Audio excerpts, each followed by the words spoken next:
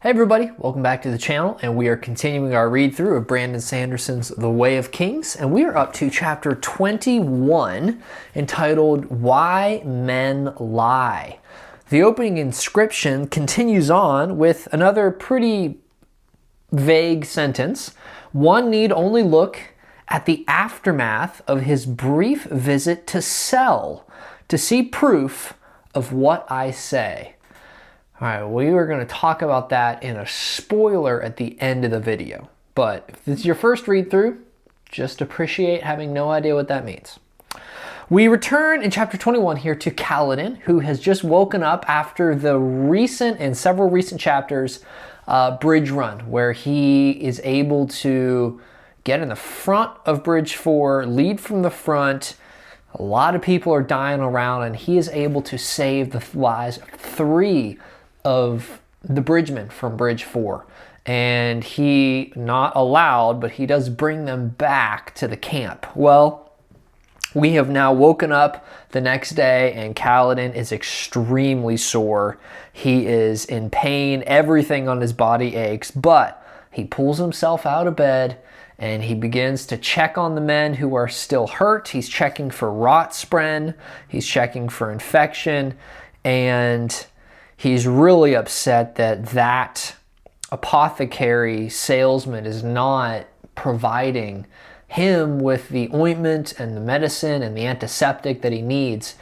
He does appreciate, though, I guess at the end of the day, he can't just give away all his product, but he's angry that it's a policy in High Prince Saddeas' army that bridgemen do not receive medical attention. It just reinforces the fact that they are fodder to be burned up, and they're to be used, and when they're used, they are expelled. And so he walks outside and he begins training again. He is lifting up that heavy piece of wood, practicing running with the bridges. Even though he's really sore, he's still moving. And Syl appears to him and begins asking some questions about really what she's heard in the camp about Kalladin. And she tells him essentially, all the people think you're crazy. And he sort of chuckles, I think I might be as well. And they begin this sort of brief discussion about really the crazy people, the madmen, are the ones that are just kind of unlike everybody else. And Syl sort of changes the question a little bit and asks why men lie. And Kaladin just essentially says, well, it's just something that everybody does. They are looking out for themselves, and everybody does it. And Syl makes the connection. So it's kind of like you're crazy if you don't lie. And this, again, just kind of shows that Syl is beginning to put together concepts. Not entirely complete, but yet she is still making some connections. And one sentence that I wanted to draw your attention to, it's in the middle of page 315.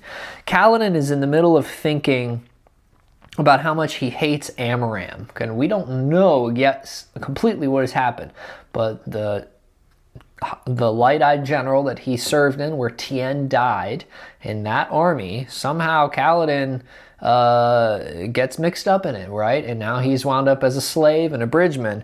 But Syl interrupts this thinking, and she says, I don't think men were always this way. And this way essentially meaning ignoble, turning their back on honor. I don't think men were always this way, she said absently, getting a far-off look in her face. I... ... And the thought continues. Just wanted to draw your attention there.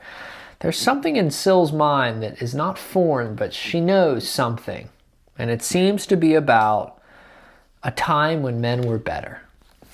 And so the conversation continues, and Kalladin is approached by Gaz and lets him know that his little stunt that he pulled by bringing home these 3 injured soldiers has been heard about all the way up to High Prince Saddeas, who is not going to treat Kalladin the way that he probably should have been, which is what they call being strung up, being hung up. And what that means is if you are truly guilty of something, essentially they're going to string you up outside during a high storm and let the mythical storm father, the leader of the storms, judge you. And if you survive, well, then you must not have been guilty. And that would be a death sentence, truly for everyone. And so that has not been what's decided. Bright Lord Saddeas refused to let another Bright Lord who heard about it punish him. And what is he going to do instead? Well, he's going to make it very known that he's not going to string up Kalladin, but those 3 men that came back are not going to get any food and they're not going to get any pay until they're better and able to accomplish their responsibilities. We know what that means. Then they'll die. They'll get weaker and they'll die. So Kaladin decides, you know what we need to do? He needs to implore the members of Bridge 4 to begin to share a little bit of food with these 3 men. He can't do it all himself. He needs their help. And they all scoff at him. He walks away disappointed. Again, that whole conversation with Syl. Why are men turning their back on honor? And here's another example of it. Except for one individual comes up to him, and it's Rock, the large horn eater. And we don't know what that means yet, other than he is from the mountains, and he speaks in a pretty unique way. And Rock grunts at Kalladin. I don't have any spheres. I spent them already. But I will give some of my food to the man who has an arrow in his leg. And Kalladin is surprised. Really? You're going to give some food? And he essentially says, yes, I will do this thing. Because you took my place on that bridge run. And if it weren't for you, I'd be dead. So yeah, I will help a little bit. I mean, Kalladin's pretty excited, but they decide that they need one more person. And Kalladin has an idea. He goes back over to Gaz and approaches him. Gaz is always scared now when Kalladin walks up. And he says, Gaz, what's the bridge crew that is going to out on rock collection today? And what they would do is they go out and collect rocks, bring them back in for the soulcasters who would turn the rocks into bread, into food, with the fabrials that they would use with stormlight and such of that nature, the spheres. And he tells them which bridge it is. And he says, Bridge 4 is going to do that today. Okay, well, you're not blaming me for that. He said, no, I'll tell him it was my idea. Bridge 4 is going out on an extra rock collection, and we'll take care of it. All right, there we go. So he walks back, and Rock says, essentially, they're going to be so mad at you. They're going to be so angry at you. And Kalladin and Rock walk over to Teft, the older gentleman, not old, but older than Kalladin and Rock. And he's eating his breakfast by himself, and he essentially grumbles out, I'm not giving up my food. They don't give us enough. He says, Kalladin says, I don't want your food, but I do need your help. He says, I want you to join me and Rock, and we have a mission, and we're going to help the members of Bridge 4. And Rock and Teft essentially says, you don't want me to do that. I will always break my word. And Kalladin has a moment. He says, look, you're broken. I'm broken. We're all broken. But there's something that we can do to really help. So he says, fine. Gets up. He introduces himself to Rock officially. They shake hands, and Kalladin smiled, leaning forward. We need to gather a certain kind of plant, a reed that grows in small patches outside the camp.